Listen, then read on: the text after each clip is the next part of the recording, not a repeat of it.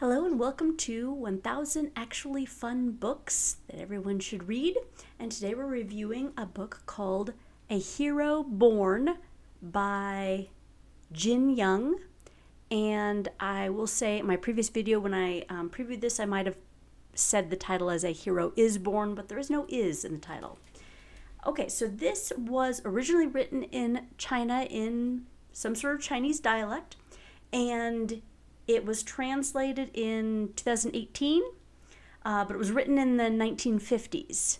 So it was hugely popular in Asia for a long time before it was translated. And it's known as a big epic. This is the first of 4 books. It's a huge epic of Kung Fu. It's very much an action book. And I will warn you that if you are thinking of reading this book is not a standalone novel. It has an extremely abrupt ending. So you get to the end and it's like, this is happening, and the end of the chapter.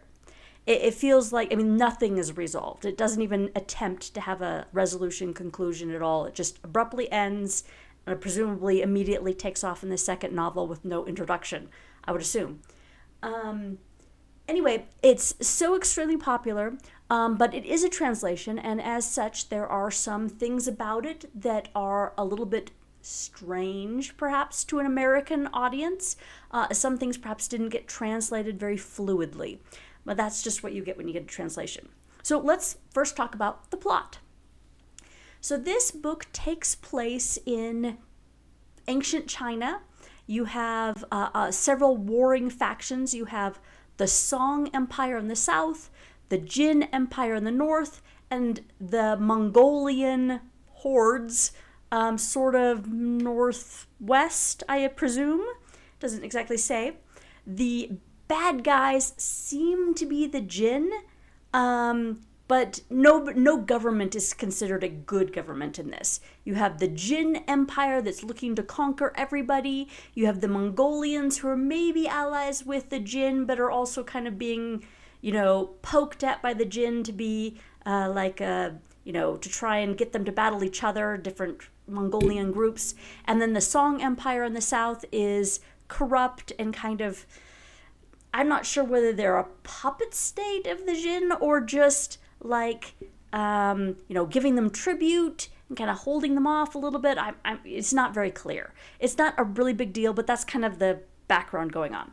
So what you have starting out is 2 men and their wives, and they end up being taken out, and the pregnant wives kind of tearfully leave their village. They're kind of taken under the wing of various people. One of them ends up with the Jin Empire, and one of them ends up with the Mongolian Empire, or hordes, or however you want to put them, and under Genghis Khan. So we start out following this little family, these 2 little families.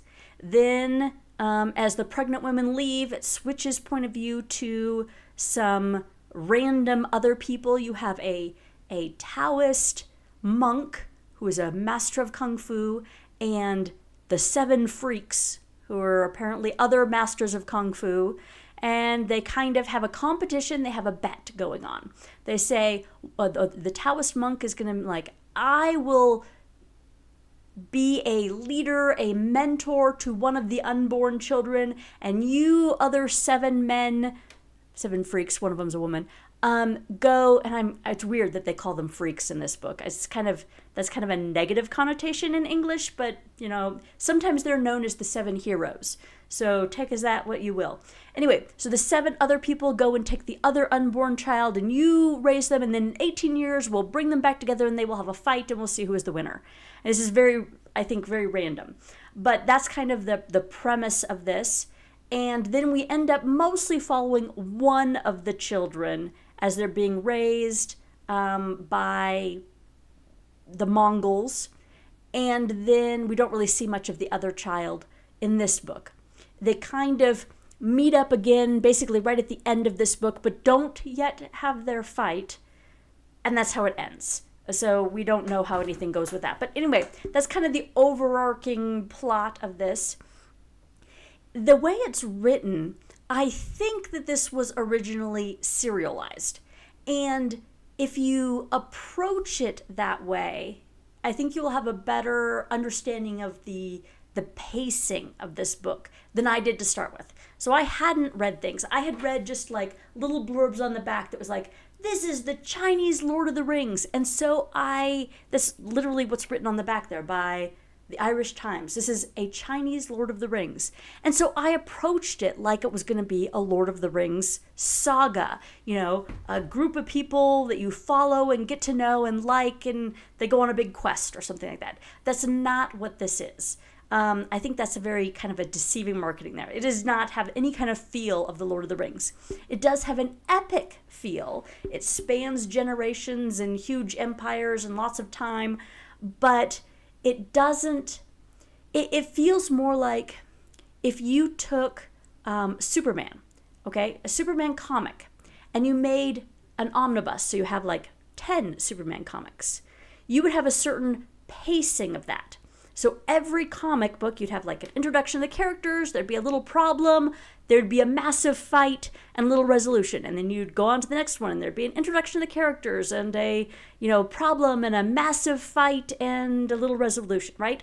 There's that pacing, this a sine wave that you could just totally expect. And that's how this book is. About every 20 pages or something, it felt like the author's like, we must have a fight. We must have an epic kung fu martial arts battle of some variety. And sometimes the premise to get that fight going, it's weird. Like, somebody's walking down the road and somebody else gets offended at that. And so they have a big battle in the middle of the street. And, you're like, what happened there? Why are they doing that? That's just, it's not very realistic. It is a cartoon.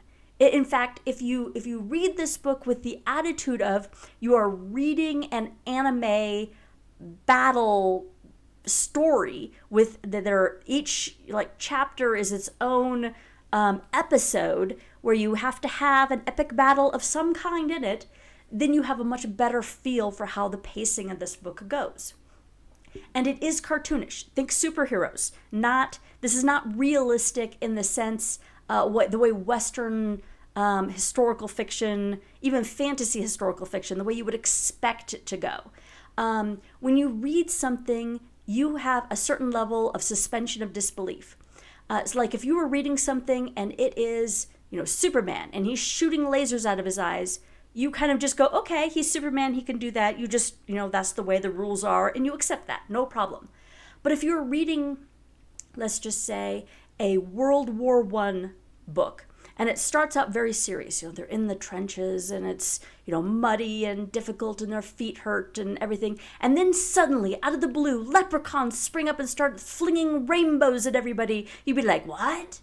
That's not exactly what I expected. So if you read this book, you have to be aware that this is a comic book. This is a cartoon. This is not, they have really far out, totally unbelievable things that happen. It's not billed as a fantasy. So this totally threw me off when I first started reading this, because I was expecting something, the level of realism that Lord of the Rings has, where it's a very grounded reality. There's not epic magic. So I want to give you some examples of this. One is they're having a battle and a horse jumps out of a second-story window to land, and just to, so they can put the horse down at the ground. He just jumps out casually out of a second-story window. Now, realism, that's not realistic. You would never do that to a horse. You could break the horse's legs, right? But this one, the horse is just fine, and they're all like, oh, yes, that's fine. Or, here's a more extreme example. They're having a battle of a drinking contest. And passing it seems like a 200-pound bowl between them, just kind of casually tossing at each other, whatever. One person is drinking, and you look down, and the floor around his feet, he's standing, is getting soaked. So what would you, as a normal average person, think happened there in this drinking contest? Well, probably you consider one of two things. One is he is, let's say, biologically passing the water through, right? Voiding his bladder, so to speak. That's one example, that, possibility, right? That came to mind. The second one that came to my mind is he's faking it. He's not actually drinking it. He's not like, drinking and it's, really going down his shirt and, down his leg and, he's cheating on this drinking contest.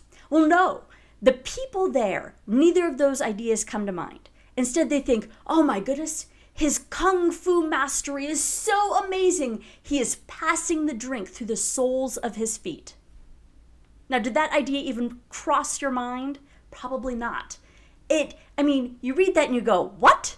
That is just so out of the blue. So that's the kind of thing that happens in this book. The things that are just like completely, you're like, what? Okay. And if you approach it as a comic book, as a superhero, as an anime in written form, you kind of go, oh, okay, it's got these weird, completely unrealistic moments in this book, and you just got to accept it and move on. I will say, however, although it's full of kung fu fighting, this is not a realistic type of kung fu fighting. Like, it isn't the kind of thing that you could mentally follow their moves in your head. Instead, it's more like, and he used mist over river move, and then he slid under dragon head eats ox punch, and then, you see what I mean? It's very much a case of he does this epic thing that has no description, and it totally challenges somebody else's epic thing that has no description, and you're like, I have no idea really, you can't really follow a fight. It's not something that anybody can actually do. There are these made up names for moves that don't exist, and they, give brief enough descriptions that you can kind of see that this person is kind of ducking something that somebody else is doing. But even things like that, it can be very exaggerated. I'll give you one quote here. This is on page 51. He leaped up and snatched a club from the hand of one of the men, faked a right, jabbed a left, and knocked half the men to the ground. Okay, so that is an example of a fight. What just happened there that he knocked 5 men to the ground with one swing of his club? Can you picture that? Are they dominoes? Were they clustered together and one man fell into another man, or were they like all around and he like swung all the way around? You don't know. So it's not descriptive of the fighting at all. It's just something happened and then something else happened somehow.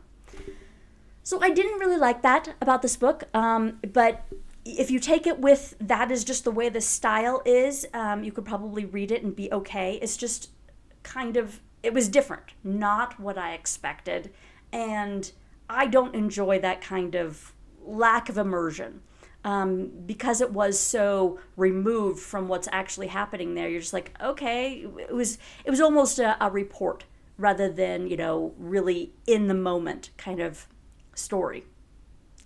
Okay, so there's a lack of there's frequency of fights, lack of realism in the fights. I will say there's some culture shock stuff going on in this book too, for me, not familiar with the Chinese culture at all. Some of it's good. I like some cultural immersion. So for example, the food, some person is having pickles and tofu for breakfast, and I'm like, well, that's interesting choice. And apparently it was very common, at least according to the book, that that's just what they had, pickles and tofu for breakfast. And I thought, well, that's interesting. And I remembered it, obviously. It stuck with me. Other cultural things do not mesh well with modern Western sensibilities. So, for example, the women in this book, several times in this book, it says that when a woman's husband dies, it seems like the loving thing to do is for the wife to commit suicide. And I'm just like, I don't like that. That's kind of yuck. Yeah, and it was just like, okay, that's again, it's a cultural thing, I think, that just did not mesh well with me. So sometimes it can go really well, cultural differences, and like the food, really fascinating. Sometimes with like wives committing suicide type of stuff, that's not good. I just really didn't like that. The characters, usually as a prelude to a fight, would get really offended at another character. And again, me as a Western, and partially because of the translation, I'm like, why are you offended at this? Somehow it was apparently very offensive that you said that you were a good fighter or something. I have no idea. So there was sometimes that kind of cultural disconnect when they're talking about why somebody is offended at somebody else. I mean, I agree that I understand that the author is exaggerating whatever's going on in order to give an excuse for a fight.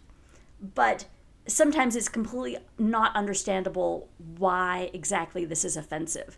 There's a big deal made about names in this book, honorary titles, and, like one woman, so one of the two women that, were pregnant at the beginning that I told you, she tells her son later, I can't tell you your father's given name. I didn't know it because, I married him and I just gave him, the honorary title of brother, and that's all I ever called him. So I have no idea what his name is actually. And I think that, again, this is just a Western cultural difference that I'm like, what? You don't know his name? Okay, whatever. Okay. So my last note on this book, something that you maybe want to be aware of, is this book is all about the action and the overarching big epic plot. It is not about character development. So you do not feel any emotional attachment to any of these characters. I mean, if they all fell down in a plague, you'd be like, oh, too bad. You wouldn't shed a tear for any of these characters because you don't really get to know them. You don't get to care about them. They aren't usually given very appealing traits anyway. Like one of the main characters that you're kind of following along his storyline, everybody's like, oh, he's kind of slow and stupid, and, I guess he's okay. I mean, that was basically everybody's assessment of this person, and you're like, wow, nice. Okay. So, yeah, my overall impression is it was an okay book. I don't think it was a bad translation. I just think that the original style of writing is not what I'm used to, and so I didn't particularly care for it. Again, there was a culture shock. There was different expectations going into this. Even after I figured out the way that the style of writing is, I still didn't particularly care for it. I didn't care about the characters really all that much. Like I said, it was a very abrupt ending, and a cliffhanger. Go read the sequel, right? Except I don't have enough interest. I'm never gonna read the sequel. So yeah, this doesn't end up on my list of 1,000 actually fun, epic, great books. Instead, it's just on my okay list. So, oh well, it was a good try for something very different. If you wanted to try it, I would say go for it. I just didn't love it. I was really struggling to get it all the way through the end. By about halfway through, I was telling my husband, I'm not looking forward to sitting down and reading the rest of it. I made myself go through the entire book, but it took several days, and mostly it was because I'm sitting there going, do I read this book or do the dishes? Oh, look, I'll go do the dishes. That kind of attitude towards it. Okay, so that's my conclusion on that. Now on to part 2. Part 2 is what am I doing next? And I decided I'm going to do an action book. This one, the one I just did, was very much an action book, but I'm going to try a more well-known action book. We're going to do Robert Ludlum's Born Identity. So, espionage and action and adrenaline rush. Yeah. So I've watched the movie. I've seen, I think I liked pretty much all the movies, even the one that didn't have whatever the main character guy was, the main actor, the one that had Hawkeye. I can't remember the names of any of these actors. Anyway, I watched them all. I liked them all. So I think I would like the book. This does mean that there's probably not going to be very many surprises in it, although it's big enough, you would think there would be a lot, right? We'll see. Anyway, so that'll be next time. I hope you enjoyed this review and will join me on reading the next book. Thank you.